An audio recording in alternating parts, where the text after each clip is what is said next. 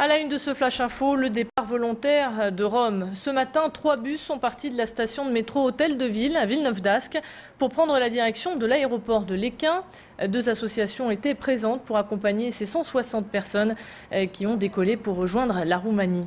Cassandra, 7 ans, s'apprêtait à rentrer dans le bus quand notre journaliste Élodie Bernachon l'a interpellée. Je vous propose de l'écouter. Où est-ce que tu pars aujourd'hui? L'avion, je l'ai parti de la Roumanie. Et alors, qu'est-ce que ça te fait? C'est quoi tes sentiments aujourd'hui?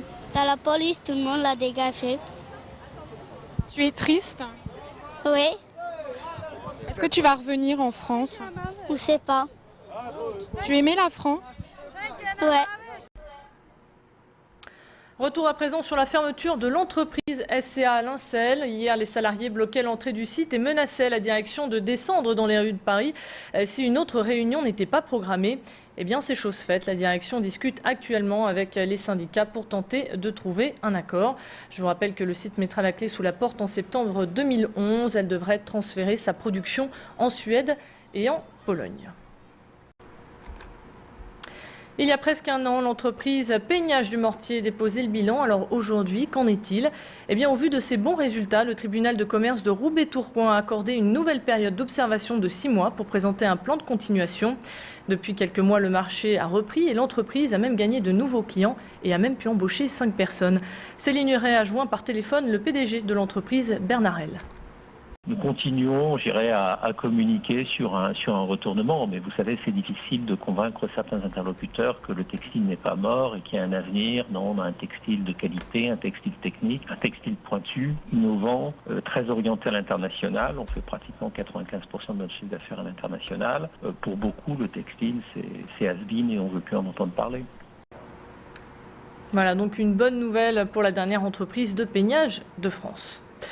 Tragique histoire à présent, un couple de retraités et leur fille vraisemblablement handicapée se sont suicidés à Neuville-Saint-Vaast dans leur garage en respirant les gaz d'échappement de leur voiture. Une enquête est en cours pour tenter de comprendre les causes de ce drame. Le lycée Badjo à Lille, éclaboussé par une affaire d'agression. Jeudi dernier, le ton est rapidement monté entre un élève de seconde et son professeur de physique. L'élève aurait mal pris une réflexion de la part de son professeur et aurait sorti un objet pointu tout en le menaçant. L'adolescent n'a pas porté de coups, mais le professeur, choqué, a décidé de porter plainte. À la demande du directeur de l'établissement, le lycée Badjo verra intervenir demain une équipe mobile de sécurité de l'éducation nationale. Elle partira à la rencontre du directeur pour mettre en place ensemble des mesures de sécurité supplémentaires. Polémique à Roubaix suite à un reportage diffusé sur France 4 sur l'islam. Rachid Gassem avait été interviewé par le journaliste John-Paul Lepers et avait tenu des propos tendancieux sur l'application de la charia en France.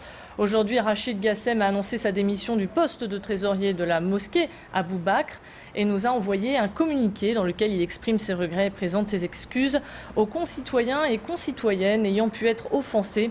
Il a néanmoins ajouté que ses propos avaient été sortis de leur contexte.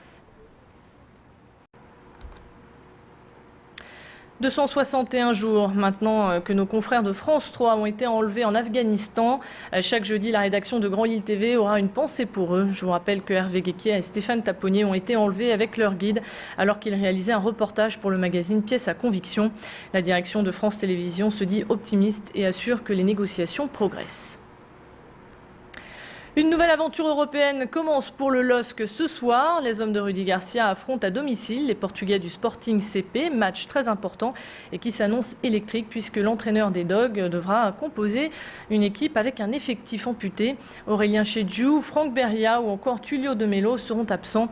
Mais à noter la présence de David Roznal, le défenseur international tchèque a rejoint le LOSC dans les dernières heures du mercato estival. Après la réception du SCP, le LOSC ira défier le Kagant le 30 septembre. Et puis des nouvelles de l'ancien joueur lillois Milenko Asimovic. Le joueur qui a permis aux Dogs de battre Manchester en Ligue des Champions en 2005 prend sa retraite sous contrat avec l'Austria Vienne. Il met fin à sa carrière en raison de problèmes récurrents au genou. Et puis sport toujours, pour vous dire qu'à peine arrivée de Moscou, la médaillée de bronze au championnat du monde de lutte gréco-romaine sera sur notre plateau ce soir. Anna Gomis sera l'invitée de Mehdi Hariri à 19h30. Ensemble, ils parleront bien évidemment de cette aventure, mais également de son avenir. Sport toujours avec le LMBC qui a fait sa rentrée. 6 nouveaux joueurs ont rejoint l'équipe de Fabien Romeillet. Et autre surprise du club de Pro B, l'international Yann Maïnmi, joueur des Mavericks de Dallas, animera en juillet prochain un camp d'été. Du 4 au 9 juillet, le LMBC accueillera 60 stagiaires de 11 à 17 ans. L'international, justement, nous en parle. Écoutez. Moi, je viens d'un quartier où on a tous grandi un peu en jouant au basket dehors et on n'a pas forcément j'ai pas forcément les moyens étant jeune d'aller dans un camp.